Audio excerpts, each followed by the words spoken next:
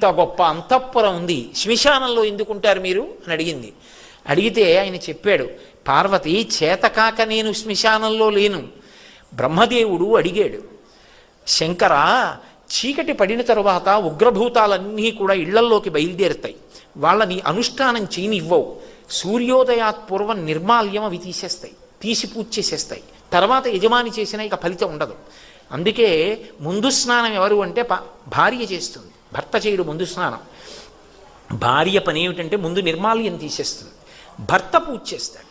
ఎందుకంటే ఆయన అనుష్ఠానం చేసుకోవడానికి పూజ చేసి వచ్చే లోపల పూజామందిరం తుడిచి కడిగి ముగ్గు పెట్టి మడినీళ్లు పెట్టి చెయ్యాలి కదా.